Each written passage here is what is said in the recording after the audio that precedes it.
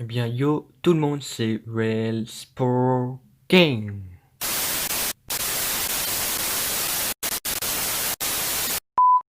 Cela ne peut être qu'une attaque de Retribution. Non, ils étaient pas là à SummerSlam. Et oui, Retribution n'était donc pas à SummerSlam, je les ai attendus toute la soirée, savoir quand est-ce qu'ils allaient intervenir. Ils ne sont pas intervenus dans le plus gros show de l'été, et après, voilà, ça dit que ça veut détruire la compagnie, mais ça ne vient pas au plus gros show de l'été, logique. Voilà, hein, c'est une logique. Allez, bah nous, en tout cas, on va être parti pour tout simplement la review de ce qui s'est passé à SummerSlam 2020, donc qui s'est passé à Orlando. Voilà, comment dire, un show demi-teinte. Vraiment, il y a eu la première partie vraiment que j'ai pas aimé et la fin que j'ai adoré à partir d'un certain match, mais vous verrez. En tout cas, voilà, très mauvais début de show, mais bonne fin de show. Bon, les derniers matchs étaient vraiment super, donc voilà. Euh, mais j'en reviendrai. Tout ça, on va revenir tout ça en détail. Donc, on commence. Je n'ai pas regardé le kick-off. Je vous le dis tout de suite. Voilà, je n'ai pas regardé le kick-off. Je sais juste qu'Apollo Crews a conservé son titre face à MVP. Donc voilà, je n'ai rien à dire dessus. Donc en tout cas, le premier match de ce SummerSlam 2020, donc qui était entouré de spectateurs, mais sur un écran, hein, donc le Thunderdome, depuis que voilà quoi, qui sont depuis SmackDown.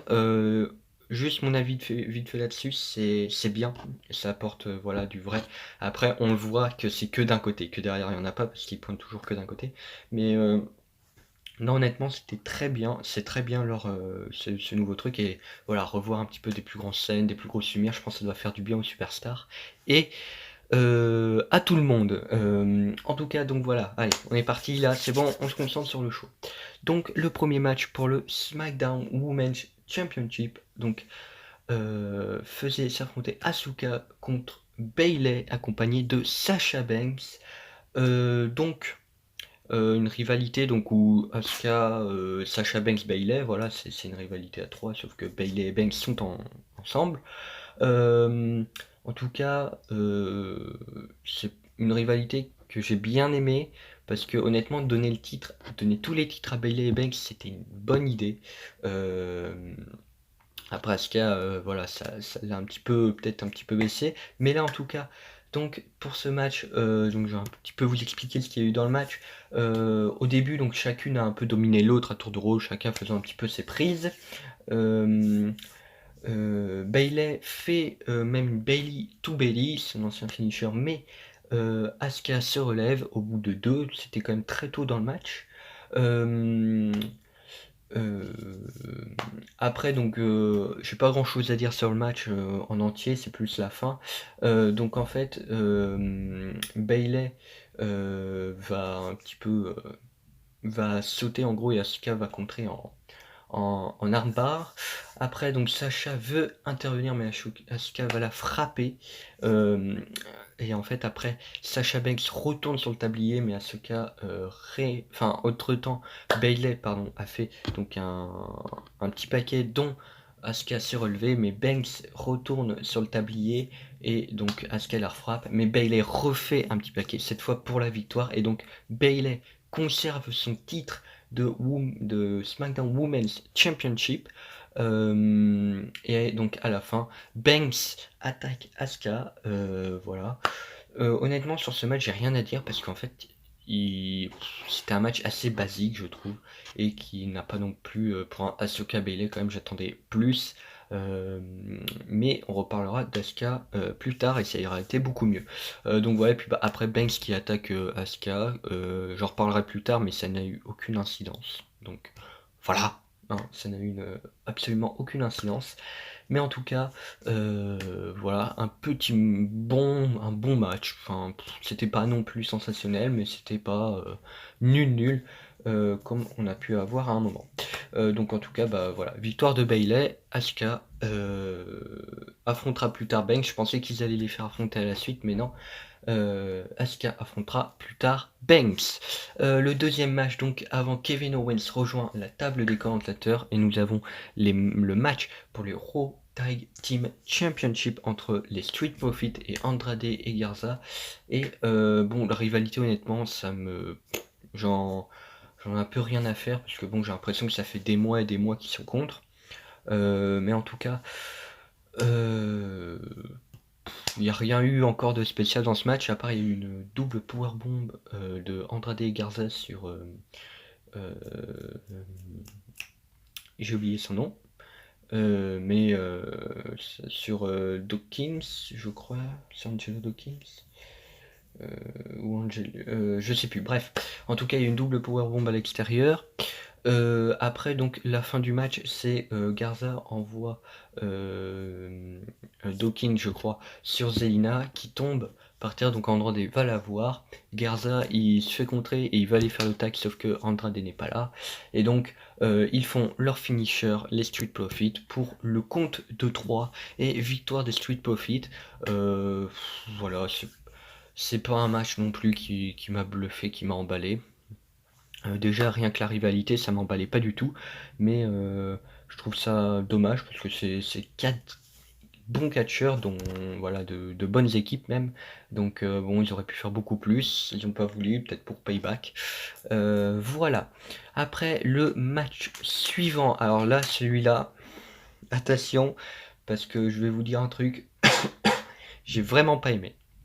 Honnêtement, j'ai détesté ce match. Honnêtement, j'avais qu'une envie, c'était qu'il passe et passer à autre chose. Donc déjà, c'était un match sans disqualification. À la base, ça devait être un air versus air match, mais la stipulation a changé et ça a été donc un street fight match. Enfin, un match sans disqualification, en gros. Bon, en gros, Rose aussi, euh, j'ai juste mis Rose, mais j'ai plus son nom. Euh, j'ai oublié, bref, on s'en fout. En gros, Rose, quand tu la vois arriver et quand je vois comment elle était, et que j'entends sa musique, je fais, mais ça va pas du tout, faut la changer cette musique, faut changer sa musique d'entrée parce que ça va plus du tout avec son personnage. Et j'espère qu'ils vont la changer parce que, bon, voilà quoi, quand je l'ai vu arriver, j'ai fait, bah ouais, mais ta musique ça va pas du tout quoi, enfin, faut vraiment la changer. En tout cas, donc Rose contre Devil. Donc au début, il y a une grosse domination de Rose. Aussi, ce qui m'a fait marrer, Rose n'arrive pas à mettre la table debout, hein, à lever la table pour qu'elle soit sur ses pieds, en gros. Enfin, comme une table normale, quoi. Mais elle n'arrive vraiment pas à galérer. Il y a eu tu voyais qu'il les touchait pas. Enfin, c'était lent. Tu voyais qu'ils ont rajouté. J'ai pas aimé ce match, honnêtement. Euh, Après, il y a eu où au moment elle prend la tête de Devil et elle tape contre la table du commentateur, mais tu vois tellement que ça touche pas. Enfin, c'était pas bon, j'ai pas aimé ce match. Euh, Enfin, on sent pas que. Dirait qu'ils. Bon, après, je peux comprendre peut-être que voilà, ils avaient pas du tout la tête à ça, et ce qui s'est passé, voilà, je peux tout à fait comprendre, honnêtement, je comprends tout à fait. Mais si c'était pour faire ça, je pense qu'il fallait peut-être pas leur faire le match à SummerSlam, je pense que tout le monde aurait compris, et voilà. C'est que mon avis, et donc bah, ça se finit avec plusieurs coups de genoux de Mandy Rose, putain c'est beau, j'ai retrouvé son prénom, de Mandy Rose, qui après fait une autre prise, je sais plus le nom, et re-enchaîne avec un coup de genou pour la victoire. Sonya Deville qui ne vend tellement pas le coup de genou, elle sort juste du ring, elle se relève, elle est en mode oh là là là là, oh là là, j'ai perdu, mais c'est fou. Et après, Otis rejoint Mandy et il s'amuse, voilà. On revoit enfin Otis avec la mallette, parce que la dernière fois qu'on l'avait vu, il avait pas la mallette. Donc voilà, donc là c'est les 3 premiers matchs vraiment qui ont été vraiment très longs, que j'ai vraiment pas aimé. Mais là on va passer donc au match que j'attendais vraiment impatiemment, parce que vous savez peut-être pas, mais je suis aussi un grand fan de Rey Mysterio, et donc j'étais très pressé de voir son fils Dominique Mysterio contre Seth Rollins dans un street fight match cette fois. Et honnêtement, ça a été un match très bien. pour Dominic, pour son premier match, surtout à SummerSlam comme ça. Les tenues aussi, juste de Seth Rollins et de Dominic, étaient tellement stylées. J'ai adoré la tenue de Seth Rollins en violet là, et tout, c'était trop beau. Euh, donc en tout cas une tenue très stylée, donc voilà pour Rollins. Donc au début, bah, Rollins voilà, se moque un petit peu de Dominic, en gros en mode ouais tu sais pas trop catcher, je te domine, voilà je te fais quelques petites prises, je te dis ouais t'as vu il y a ton père, enfin voilà quoi, un petit peu du Seth Rollins rentrer un petit peu dans sa tête. Et sauf que Dominique, il commence à montrer un petit peu sa technique, voilà, qu'il peut faire quelques petits sauts et tout. Il a été très bon dans ce match, honnêtement, il a une bonne technique, il a encore, je pense, quelques trucs à peaufiner, mais on voit déjà que voilà, il peut faire des choses. Je pense qu'il faut peut-être encore qu'il s'amincisse encore un petit peu, même si je trouve qu'il a quand même bien, c'est bien aminci, mais voilà.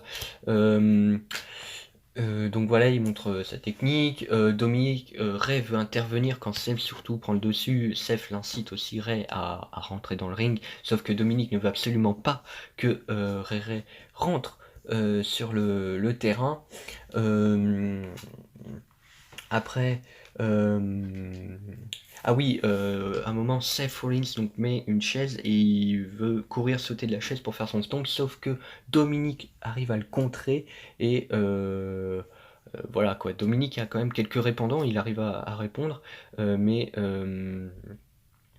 il fait vraiment des très bons moves de luchador, un petit peu normal quand on voit son père, à mon avis, qui a dû lui apprendre, mais honnêtement, c'est assez fluide. Après, bon, c'est quand même Seth Rollins en face. Voilà, Seth Rollins, quand même, il prend beaucoup d'attention et tout ça, c'est pour ça. Je pense qu'aussi, ils l'ont mis contre lui, et c'est, je pense, une très bonne idée. Alors, il prend aussi un kendo, donc il frappe violemment Seth avec, et on voit bien les marques, et voilà, là, ça montre que ça fait vrai. Euh, Après, il y a aussi un moment, donc Seth Rollins, il met Dominique sur la troisième corde, et en fait, il veut, je sais pas trop le taper, sauf que Dominique le fait tomber sur la corde, donc la corde dans les couilles, hein, voilà, très clairement, et après, il prend Seth, et les deux traversent la table en sautant de la deuxième corde, c'était très bien comme spot. Il y a eu une vraie utilisation des objets, et des kendo, tout en racontant une histoire, c'était bien. Après, Seth, il donne vraiment des gros coups de kendo, il reprend l'avantage. Donc Seth veut absolument à chaque fois que Ray intervienne. Sauf que là, sur le stage, il y a donc la mère de Dominique, donc qui était présente, que l'on a vu avant le match, donc la femme de Rey Mysterio, qui veut intervenir, mais Ray lui dit non, on va pas intervenir et tout ça. Donc, sauf que Murphy en profite pour aller attaquer Dominique veut essayer de lui planter dans l'escalier, sauf que Rey Mysterio revient à temps, mais Seth Rollins et Murphy arrivent à reprendre l'avantage, et ils avaient sorti des menottes, et donc ils menottent Rey Mysterio aux cordes, et ils montent la tête. Euh,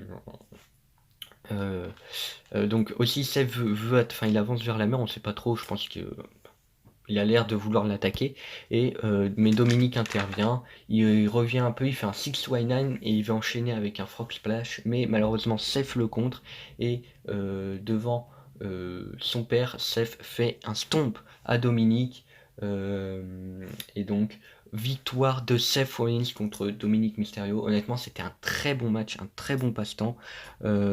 J'étais vraiment, le match a vraiment bien raconté une histoire, il a vraiment, voilà, c'était le match que je voulais voir parce que bon, je pense Dominique, voilà, il a pas du tout d'expérience.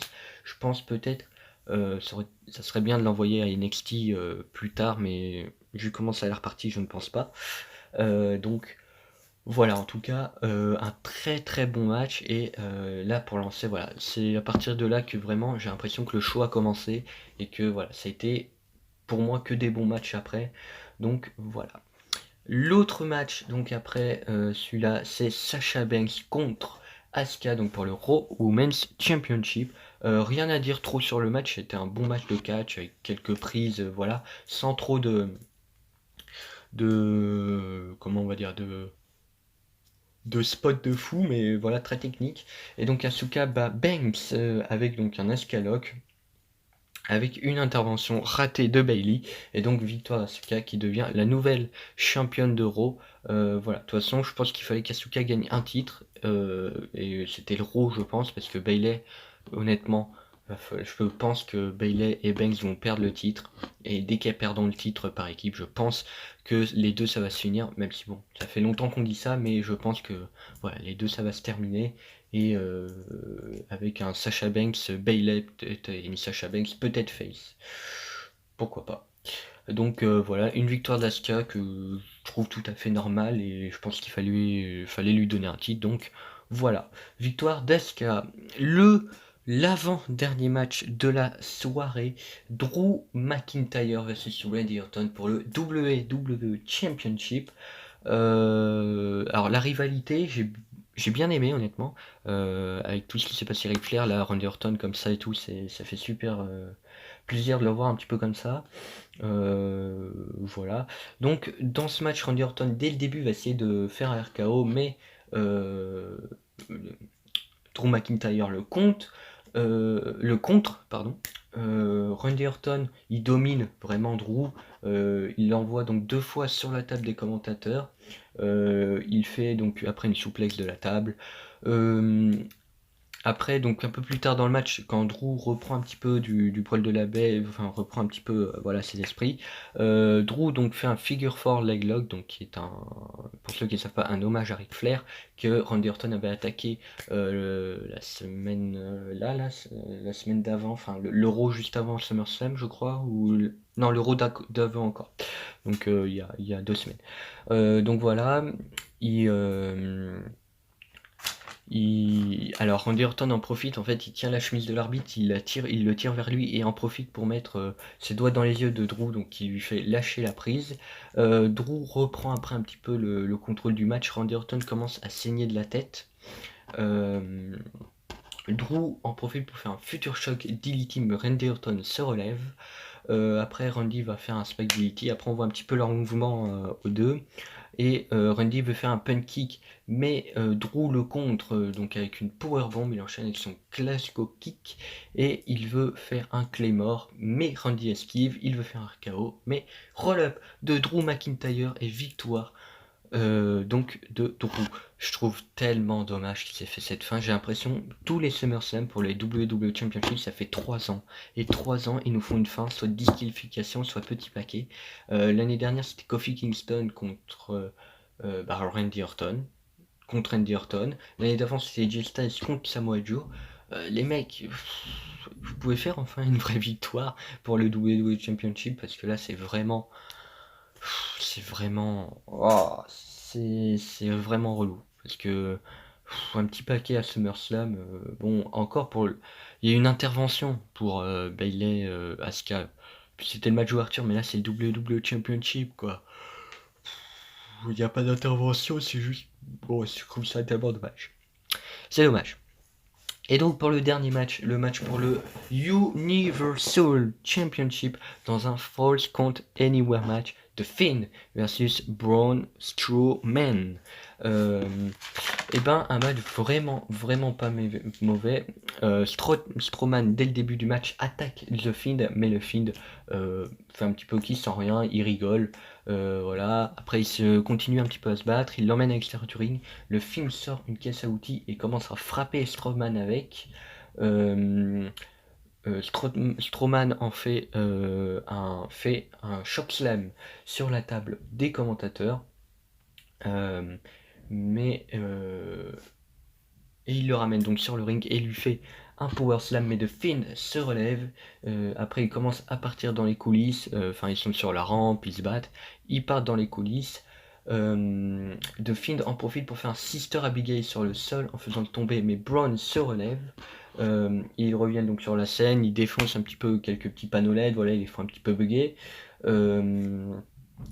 Mais Braun veut faire un power slam, mais le Fiend se relève encore. Braun va chercher dans la caisse à outils je sais plus comment ça s'appelle, mais il coupe en gros le ring et le tapis du ring pour faire ressortir que le bois qui est en dessous, enfin les palettes qui est en dessous.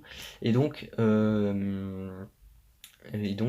voilà, sauf qu'il se fait contrer par le Fiend qui lui fait un Sister Abigail 2 fois sur le bois. Et donc il gagne et nous avons un nouveau champion universel de Fiend. Mais là, ils m'ont fait tellement plaisir parce que je m'y attendais pas. Roman Reigns a fait son retour. Voilà, il a attaqué The Fiend, il fait un spear à The Fiend, il fait un spear à Strowman, il prend une chaise et il attaque Strowman et il refait un spear au Fiend.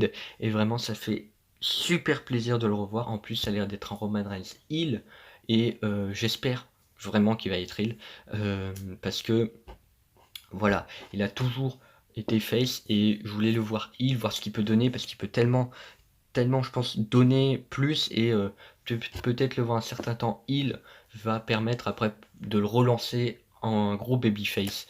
Voilà, parce que bon, babyface à SmackDown, il n'y en a pas beaucoup, il y a beaucoup de gros heels, parce que The Fiend c'est heel, Strowman, j'ai l'impression qu'il est devenu heel, Roman Reigns s'il est devenu heel, ça va quand même baisser. Mais en tout cas, voilà, donc c'était une super fin de show. Honnêtement, j'étais très content parce que je suis un très gros fan de Roman Reigns. Parce qu'il avait dit qu'il serait pas à SummerSlam et honnêtement, je ne me doutais pas vraiment qu'il allait venir parce que avec voilà tout ce qu'il a eu et toute le Covid et tout ça qui est encore assez présent à Orlando, je pensais vraiment qu'il allait pas venir. En tout cas, voilà, ça fait extrêmement plaisir de voir Roman Reigns. Et puis ben voilà. Donc bah mon avis sur ce show, c'est que vraiment il y a eu le début du show qui était vraiment assez nul, enfin pas ouf, vraiment pas ouf.